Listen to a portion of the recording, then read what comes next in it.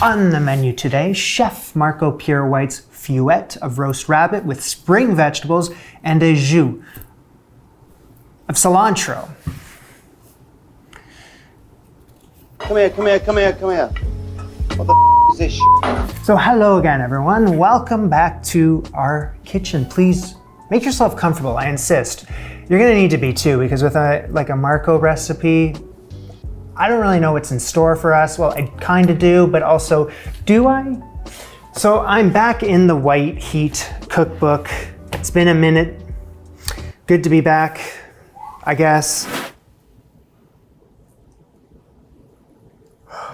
Can I just order takeout instead? So as I make my way to the first courses chapter, a feuilleté of roast rabbit, spring vegetables, and a jus of cilantro. Okay, we used to have rabbit stew for tea in Leeds. My dad would just chop up the rabbit and put it in a pan with celery, carrots, onions, and bouillon cubes and cook it until it was done. Great. I've loved rabbit ever since. It's something comforting to pick at over a winter's evening. Most certainly is right now. This is a Posh rabbit pie. So now that I'm looking at this photo, I see what he's talking about. Definitely Posh. Let's get to work. So I'm gonna bring a large pot to boil. Shut up. And let's start on our vegetable garnish. So if I was gonna follow this recipe exactly, I'd be making 4 separate plates of food. Much too much for little old me. I'm gonna half it, most of it. Peel the cucumber. So I'm gonna slice the cucumber into 24 pieces divided by 2, 12 into roughly barrel-shaped, which are roughly barrel-shaped. What? It says to remove the seeds after you've done that, but let's just get them out now. Love this trick. Take the spoon and scoop them out. When in doubt, I just look at the photo and I can kind of see what he's doing there. So barrel shaped like a barrel. Okay, so I think if you do that and that. So slice the peeled cucumber into 24 pieces, which are roughly barrel shaped. Seed them and then turn or shape them into little barrels. What? The tourniquet is a challenging one that needs a lot of practice to master and a lot of patience. Okay, so I think we've fallen into some sort of a traditional French technique here that I didn't really see coming. It's called a tourné. It's when you indeed slice it like a vegetable up into a barrel shape. 5 minutes ago, I had no idea this was even a thing. But everywhere that I've been looking, this is like something that is taught in culinary school. It takes a little practice, something I'm not gonna figure out right now. And I think what I need to do is just, when I'm slicing it, turning it.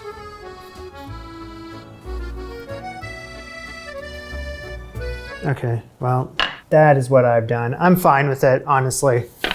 I just threw one on the ground. What have I done to this poor cucumber? All right, so I need 2 large carrots, so whatever the largest ones are out of that bag.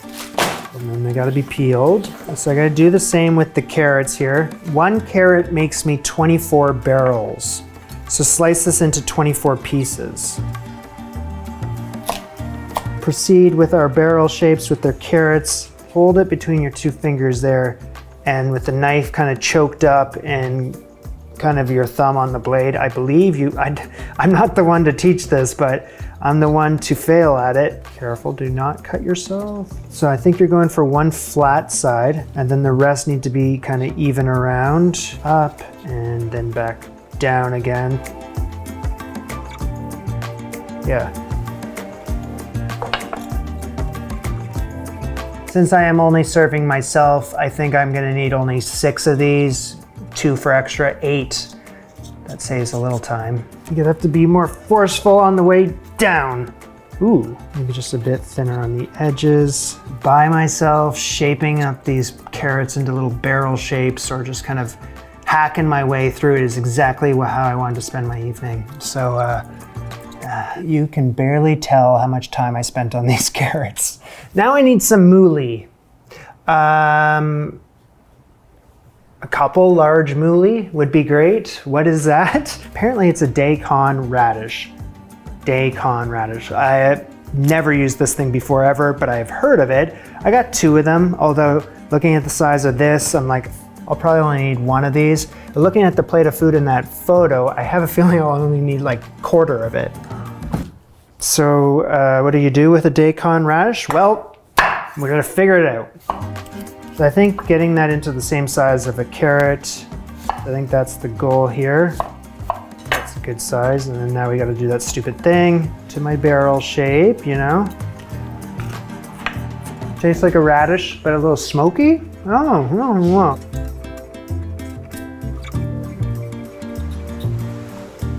I mean, what am I doing it for? It's just kind of wasting vegetable.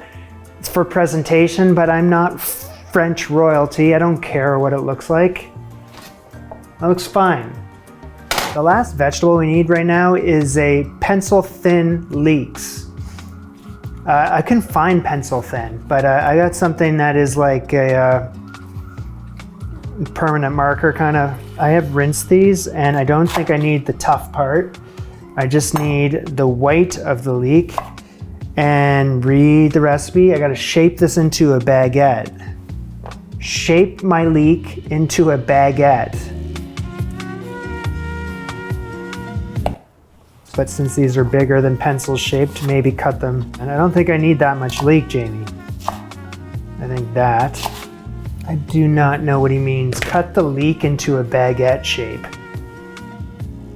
Cut them across in half. Oh, so I don't need to split it lengthwise. I keep it whole, but across.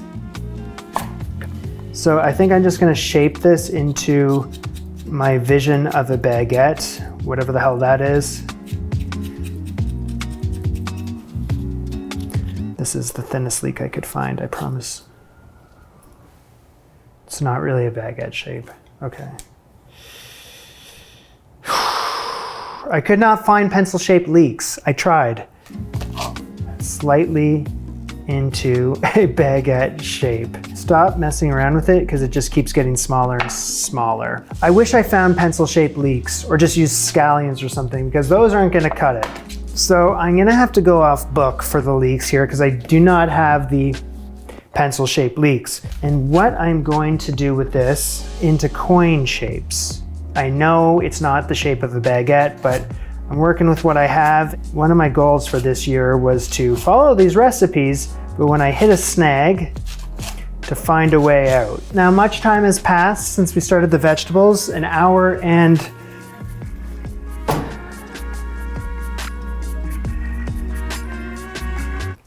41 minutes. Get the boiling water back to boiling. The thing with a complicated recipe like this is you just can't make the full thing because it would just take too long and it's gonna be a lot of food that's kind of course, wasted. So it just becomes a little more ridiculous when you're supposed to crush up 6 coriander seeds and I'm just crushing up 2. Wow. So I gotta blanch all these vegetables and he's giving me times for each one. So for the mouli, the daikon radish, 1.5 minutes. Start with that first. Okay, remove the mouli. Actually, it was the same for the carrots. I missed, oh, darn it. Okay, so it's 1 minute for the leeks. Okay, now I gotta blanch the cucumbers. I don't know about this step, but I'm gonna do it 30 seconds. So I gotta pat it all dry, then into the whopping 2 coriander seeds crushed. Half a tablespoon of olive oil. Toss that all together.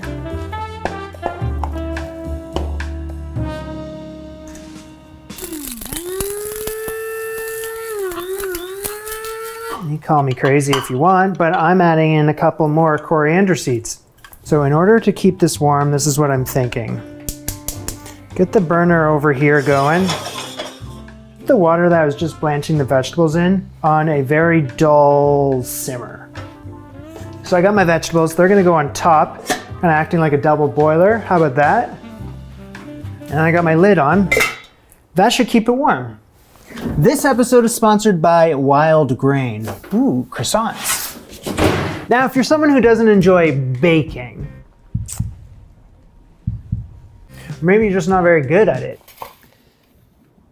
but you want fresh baked goods in your home, enter Wild Grain.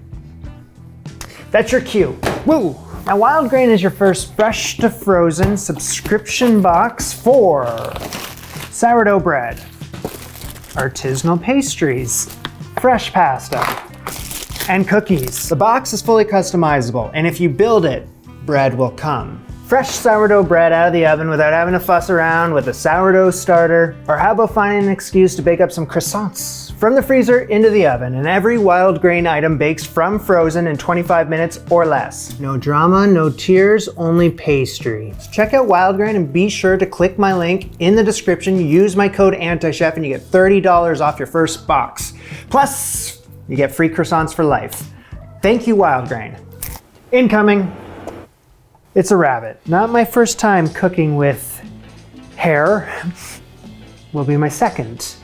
First time was with Julia Child. Not with her, I wish, but like making a stew. A Julia Child stew is pretty good. Kind of tastes like chicken, but with a little gamey taste to it also. Actually, I don't really find it that gamey at all. Tastes like chicken, looks like chicken.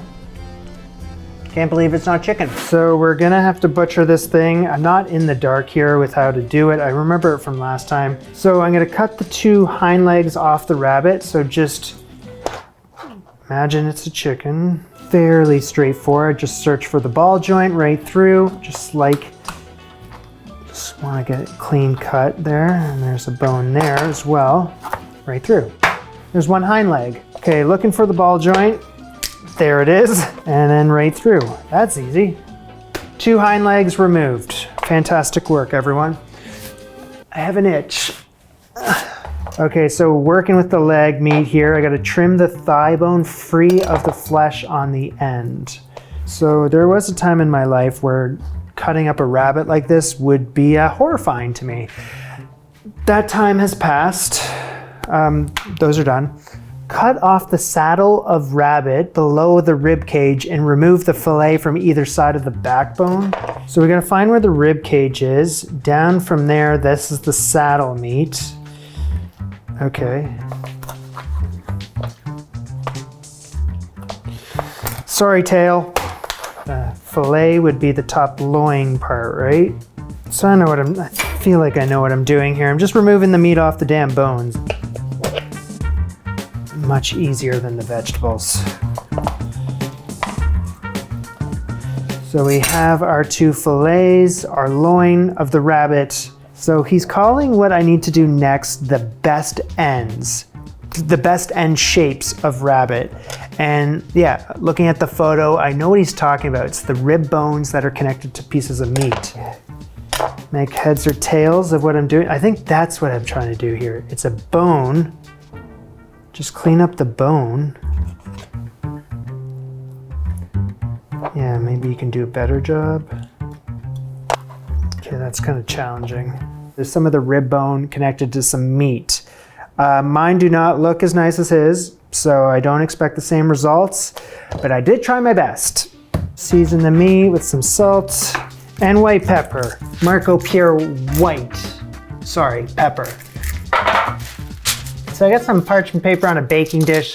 He says to butter it up. You'll need a big skillet. Okay, this will work. Avocado oil, anyone? Grease it up. So on a high heat, brown the meat on all sides. It's not hot enough yet. There we go. Brown on all sides. I'll talk to you soon.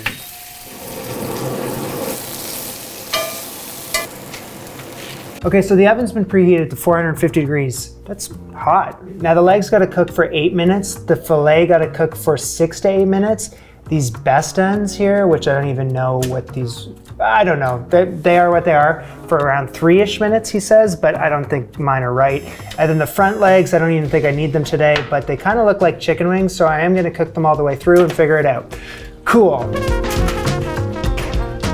So starting off with the filet meat, I gotta cut it into generous slices.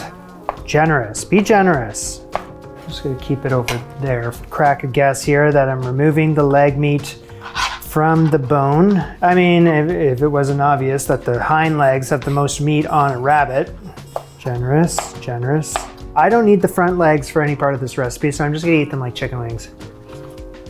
So now we take the best ends and we divide them into two, although mine are still just kind of doing their own thing, so let's never mind that. We're gonna get all our meat into the pan that is still fairly nice and warm. Just get that off to the side. So let's work on our pastry. Well, we don't actually have to.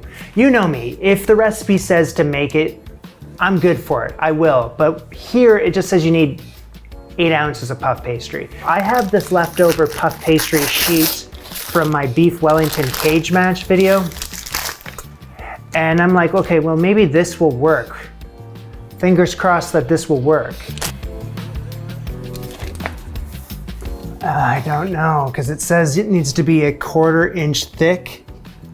That's 1/8 inch thick. Damn it. Why did you risk it all on this? What if I just kind of take some butter, kind of get it in there, roll that, more butter.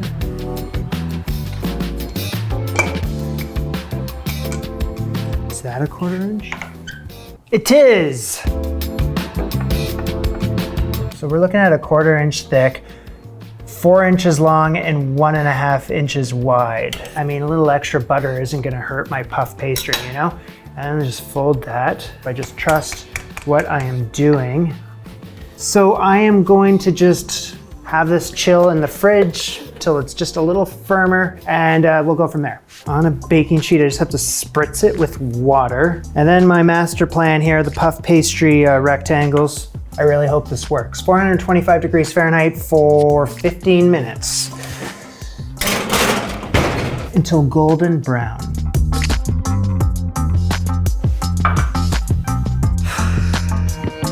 So if I hadn't folded that, I feel like that would have worked. I could just go to the store and get the right stuff, or do I try again? So I figured out what I had to do with that pastry. I had 2 sheets and I just cut them into the proper shape and just put them on top of each other without any extra butter or me rolling it or anything like that, just on top. And then when you bake it, it just comes together like so. Look at that, you can see the 2 different sheets, but you wouldn't know if I didn't tell you. Last thing we gotta do is make our sauce. The jus of cilantro. Almost forgot it. That's gonna be 3/4 cup worth of homemade chicken stock.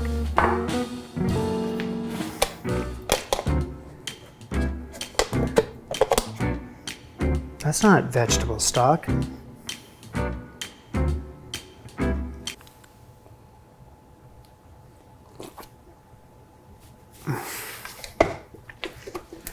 That's fish stock. In with the chicken stock goes 1/2 cup of vegetable stock, not fish stock.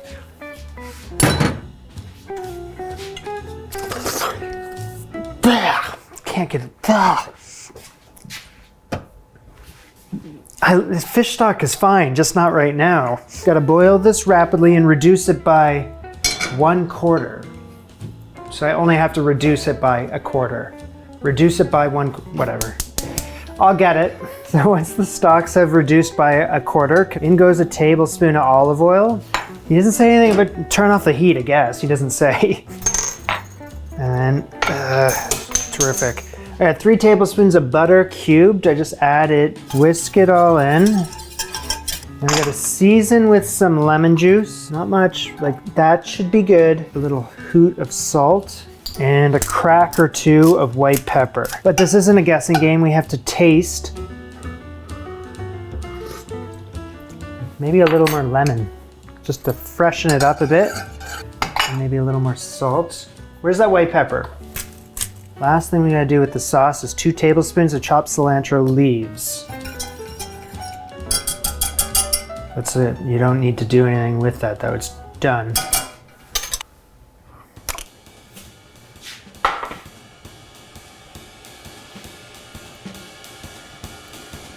Okay, what do I gotta do with this damn thing? Cut the lid off the top of the shell.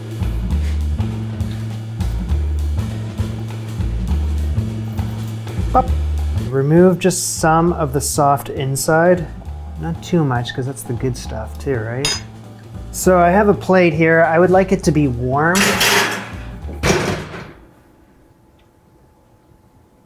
Plate is warmed. Pastry shell bottom into the middle of the plate. So let's bring over the duck. Rabbit, I'm not cooking duck. It has been keeping warm, so we gotta take equal portion. I think that's all we should be using.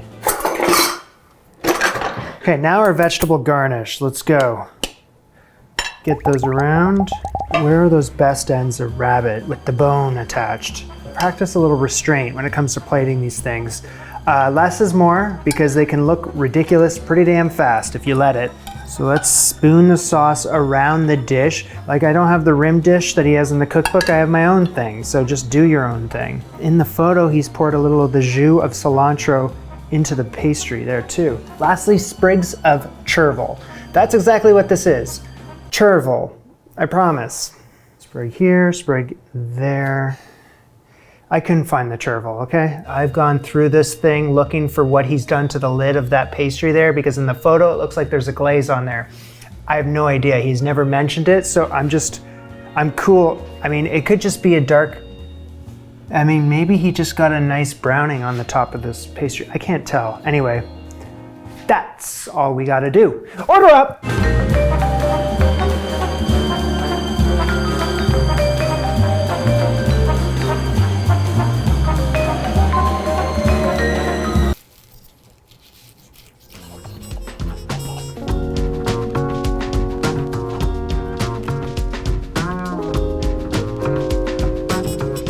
Want to see something real nice? Check out those.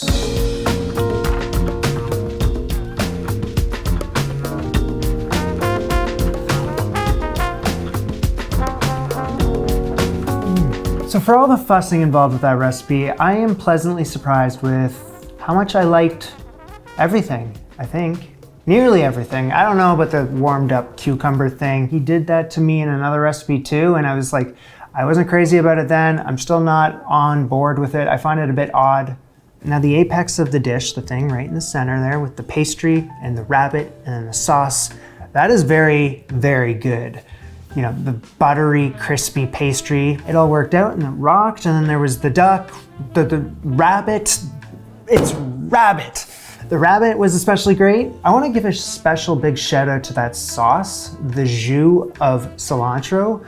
I felt like I was just whipping that up, but holy shite. The whole thing is just very fresh. It's like the lemon into the stock, terrific.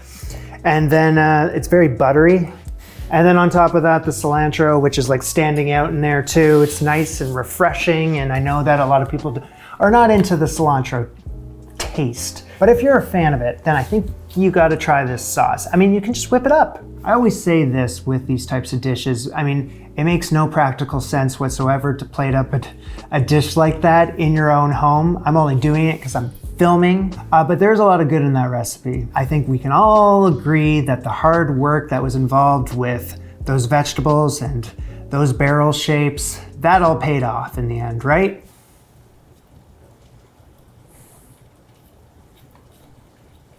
Okay, well, this was Jamie and Marco. Bon appetit. Au revoir. Come here, come here, come here, come here. What the is this shit?